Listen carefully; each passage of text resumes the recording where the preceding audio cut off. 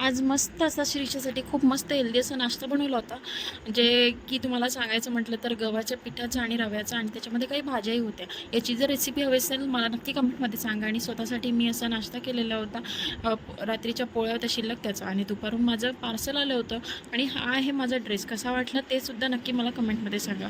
अचानकच वातावरण बिघडलं, मला काही कळलेलंच नाही.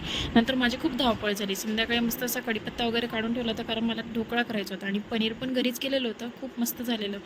तिची अंघोळ झाली संध्याकाळी, मस्त अशी करून दिली मी आणि फ्रेश करून दिलं तिला एकदम मस्त. आणि नंतर ना तिला करमत नव्हतं, बिकॉज एकटं होतं, आम्ही दोघीच होतो. तिचे पप्पा पुण्याला गेले, सो करमत नव्हतं. म्हणून तिला मी अशी खेळवत होती आणि ती चिडचिड करत होती आणि मला म्हणत होती की घे आई मला जवळ, खूप वेळ झाला म्हणून. मग मी तिला असं मजामध्ये मस्त खेळवलं आणि नंतर मस्त असा ढोकळा केला. त्याची पण रेसिपी तुमच्यासोबत पाहिजे असेल तर शेअर करेन आणि मला नक्की कमेंटमध्ये सांगा. आणि इतका मस्त झाला होता माझा ढोकळा की काय सांगू.